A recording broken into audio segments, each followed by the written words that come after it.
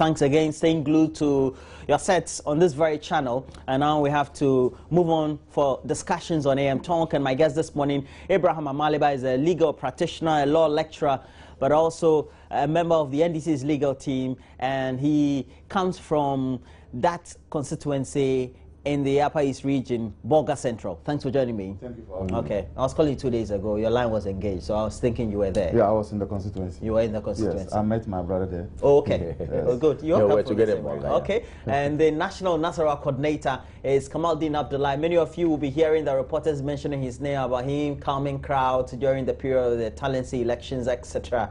And he was there in Talensi to make sure that everything was going well for the MPP. And thanks for joining me, Kamaldeen Abdullah. Thank you, Ro. All right. Now, we know that a lot of things have been emanating following the Talensi by-election, but we'll talk about that very soon. But let's talk about Bimbilla, because now we're told the police have indicated they've arrested 8 people, and it's as a result of a clash that ensued between a team of butchers on one side and I think other people from the chief's palace, because ideally they were supposed to be giving whatever it was they had to give to the chief's palace, but they have refused in some respect, and that resulted in some clashes. And as a result of that, well, 4 people were said to have died, and then some 9 others hospitalized because of those clashes. The police have zoomed in on the subject, and they've tried to arrest 8 people. They're saying that they're still having a tap on a lot more people, and they'll try to make a lot more arrests. Abi, I have to start with you. Yeah, let me start by saying good morning to your viewers and my constituents in Bolga Central. Bimbilla has been a hotbed. Bimbilla, we all know, has chieftaincy problems. And so the clashes that we saw yesterday, which resulted in 4 deaths and 9 others also arrested, can be traced to the chieftaincy dispute. Now, when you look at it, people are saying that it is as a result of meats. It's not just as simple as that. It is about a tradition during the festive occasion, that's the fasting occasions. You need to present some gifts or meat or even anything that will support the fasting. And so you have 2 groups of butchers, one saying that they do not recognize the regent, and for that matter, they will not, as it were, give their share of the meat to the chief. This goes to say that that group of butchers were trying to undermine the institution. So it's not just the authority of the chief. So it's not just about meat. I'm sure the chief could have forgotten meat, but it's about the authority. And so I see this as, once again, chieftaincy failiness, once again, chieftaincy being at the center of violence. And it's about time that we begin to revolutionize our chieftaincy institution. The chieftaincy institution has undergone some reformation over the years. In the past, the chiefs were warlords who were leading people to the war. Now, chiefs are supposed to be developmental agents, championing the cause of their people. And I think that what is happening in Bimbilla is sad. I'm happy that the security agencies and the DISEC, RESEC have gone in there. I'm told today there's going to be a meeting to see whether they will have to impose further sanctions on Bimbilla. But I think that what is happening there does not speak well of the volatile situation that we already have. I am of the view that those who have been arrested should be screened properly. If they are culpable, then they should be placed before the court, and then the law will take its course.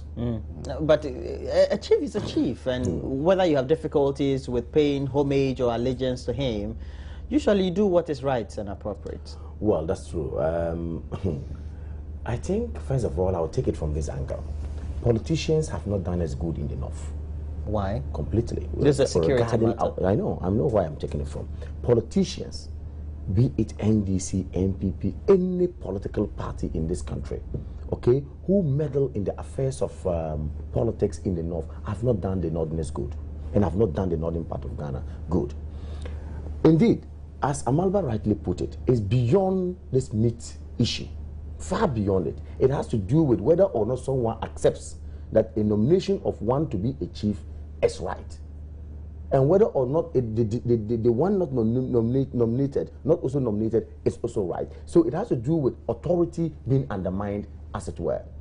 And it all has to do with if better or due diligence wasn't done in the election or the selection of a chief there, customarily, of course, will bring us to where we are today. Bimbilla came in the news some time back before. Is now coming again on this meat issue that a chief was actually not respected and not given what is supposed to be due him and all that. As a result of that, somebody had to go and clash with butchers, and butchers had to clash with those people and all these things. I think that it's about time we in the North, and I'm speaking we Northerners, realize that chieftaincy institution belong to us traditionally. It's about time we don't allow politicians to meddle into it. And when they come in, they cause the problems. You see, I'm always hard put at commenting on this, our chieftaincy issue, because of the dynamics in there. And it is we who have allowed politicians to come into it. This Bimbilla thing, there's so much politics in it. And I think it's about time government, and I'm happy Amalba is here, do a lot, okay, to solve this problem in Bimbilla. Again, whether we understand ourselves as a people is another matter. The northern people should sit down and ask ourselves, why should we always be the people in the news when it comes to negative news, in terms of communal clash, in terms of, conflicts and all that? We should ask ourselves. We have people who are well endowed in terms of education, people who are actually enlightened, people who talk to us. Where are they? And even when you look at political violence, we'll come to that anyway, even political violence, it's we Northerners they still use. Be it NDC, be it MPP. It's we Northerners. Northern youth. Absolutely. You hear the Azoka boys, you hear the Invisible boys, you hear the Bulldogs or whatever they call them. All these people go and look at their composition. They are Northerners. For God's sake, I come from the North. My heart bleeds when I hear of some of these things, and I'm speaking on this because I think it's about time we realize that we shouldn't be in the news for negative reasons. We should be in the news for reasons best known to development and, of course, peace. Well, the onus lies on government to ensure that the appropriate sanctions are actually meted out, the right thing is done, that again, we shouldn't tilt against one side and support them. We should be fair in dealing with this matter. Otherwise, but you do know that it's a security issue. I tell you it's a security issue, but I tell you there's more. Like I said, he mentioned that the meat issue is a non-starter. Yeah, because I thought that was trivial, and it's good that he came. It's very trivial. Yeah, he came and it's about undermining an authority, and that authority is not happy with it. And also sent whether or not that authority also is seen by some other people to be an authority is also another matter. Like I'm talking about. Look, Bimbilla, for instance, we are told that there are some two people who claim that they are all chiefs. Now, so who is supposed to be entitled to the meat? But so I'm saying that, look, holistically we have a problem there. The chieftaincy institution must look at it. Traditional council must look at it. Regional House of Chiefs must look at it critically. The National House of Chiefs also must look at it critically. Okay. So we get to the bottom of this matter. Lawyer Abi, yes. The subject of the security personnel, and sometimes whether it's the MUSEC or the MESEC or the DISEC, etc., are supposed to be on hand to be picking up intelligence or whatever. If you know a place is a flashpoint, you should always be on hand. It's not proactive. They're never. Sometimes these things could be done from the blind side of the security agencies. As we speak, there's curfew in Bimbilla, I'm sure. It has been relaxed a bit, and I'm sure they took advantage of the relaxation. Don't also forget that when the curfew is imposed, you have MPs for the area always crying and saying that it slows down commercial transactions and people are not able to go about their daily activities. So sometimes the government is forced to relax it a bit. But I disagree with my brother when he says that every negative story about clashes comes from the north. Most of it. It's not the case. Most of it we saw a chief who was gunned down from, I think, Koko area or so, just recently. We have Alavanyo in Nkonya, you may hear from the central exactly. region. And even in Accra, sometimes we hear. Of course. So it is not a preserve. It's not as if the genes of the Northerner is predisposed to violence. But I think that, yes, if you hear most of the serious, heinous chieftaincy dispute, it comes from the north. Absolutely. But the issue is that we have pockets of You know, and when you ask WANEP, that's Bombardier and Co., they will tell you that they have spotted areas in this country, about 100 or so, where you have chieftaincy dispute. But I think that what we have to do now is to separate the criminal aspect from the chieftaincy aspect. And that's where I would agree with him that politicians don't need to meddle in the chieftaincy aspect. But as for the criminal aspect, I'm happy this DISEC is meeting. I'm happy they've sent more troops in there. Let's apprehend those who want to foment trouble. Let's apprehend those who don't want the peace to prevail and deal with them criminally. Let's prosecute them and leave the chieftaincy aspect to the regional House of Chiefs. And you see, to add to what he's saying, as we sit now, his own constituency, Bolga Central, we're having 2 people holding themselves as chiefs. But it's not only there. No, it's For not example, only there. I just want to tell him. In a central region, Boko, we just saw on the front page of the Daily Graphic. When you go to Boko, protracted chieftaincy dispute still there. In Boko. Not only there. Leave Boko. Several areas. Several areas. You see, the point here I'm making is that most of us, I'm happy he has agreed with me that we should not meddle in it as politicians. And this is what, I mean, that's their stock in trade anyway, NDC. When the Yana issue came, they zoomed in. We are this, and we are that, and we are for the people. When we come, we'll do this. What happened when they came? Zero. You played and enjoyed political capital out of it. But today, look at where we are. But today, this Bimbilla issue, it's just that the issue is too hot for us now, and given the fact that I come from that place, that side of the country, that part of the country, and he also comes from there, it is better we allow cool heads to prevail, not to go into it so much. But I tell you emphatically that the government of the day have a lot to do in this particular issue in Bimbilla. They have a lot to do to ensure that there's peace, because some support will go to some other area and some support will not go to the other side. Well, you are the politician, always so going you to have that problem. Know. No, he knows it. But just that, like I said, I don't want us to go deep into it. We see it as a criminal, matter when it's criminal. We should also see it as a chieftaincy matter when it's chieftaincy matter. People who are supposed to handle it are the traditional council and the House of Chiefs I'm talking about. Let's allow them to do their work and go on. And let government eschew whatever they do there. So far, there's no evidence to show that government has meddled in this matter.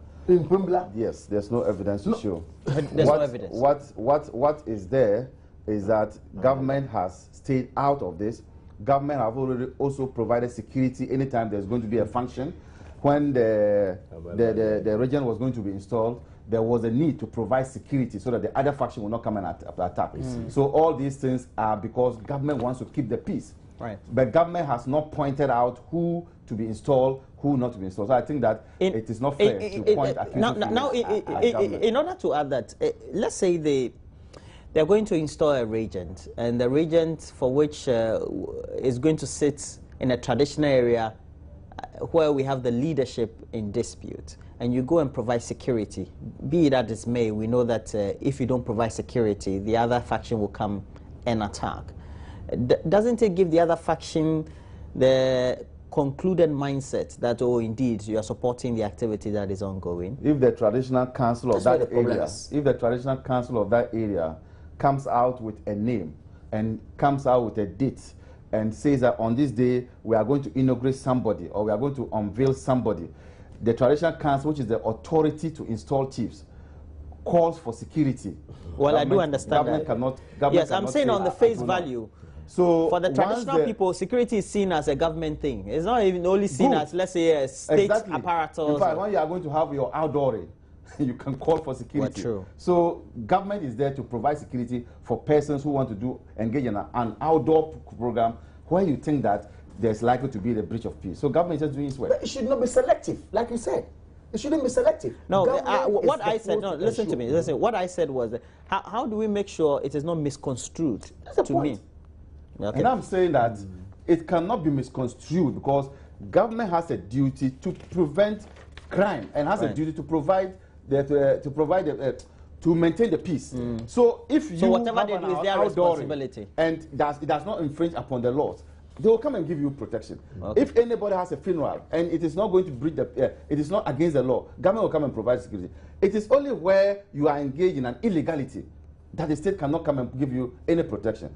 So I do not see any reason why somebody should say that government is taking side. When the traditional authority, the authority that is supposed to install somebody, has said that on this day we are installing this person. So I do not see anything wrong with that, because the authority that installs the chief has provided acts for security. That's all.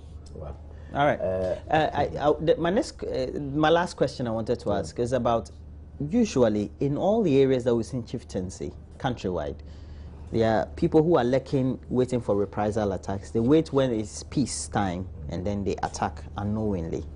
How do we make sure that is kept? I have to start with that. Yeah, that's where proactivity is very important. Well, we're not proactive on this one. Absolutely. Not too long ago, we had this problem in Bimbilla. Even when, at the enskinment of the regent and all that. I believe the tensions were high. Security ought to have been very, very, alert. It was. There was a curfew, and the security people were there. There was a curfew, but of course, at a point, it was relaxed, as Amalba rightly said it. Now, even in relaxing it, you don't take chances. Intelligence must be at the top. Okay, you must ensure that plain clothes or whatever form of way of getting information or gathering information towards maybe some reprisal attacks or other issues, to avert it, you need to be alert. As to whether or not they were proactive is another matter. This wouldn't have happened if they were proactive. So for me, in my view, we shouldn't at a point in time assume that there is peace when in fact there won't be so much peace. So proactivity actually is what we should have. I think that generally, as a people, we should begin to invest on security intelligence. Yeah, intelligence is what is lacking. You see, the same boys that foment the trouble, you can go in there, and these are hungry boys. You can go in there and pick them as your... Pick some of them, 2, 3 of them, put them on daily stipend or monthly allowance. And they'll give you information. And they'll give you information. It's as simple as that. Well, the CIA, they do that best. Exactly. You cannot sit at your original headquarters and think that you can monitor events.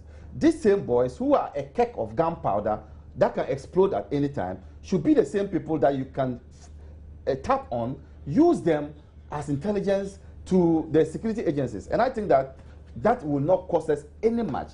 And I'm sure if the security agencies are listening to me, they should begin to think along those lines. Okay.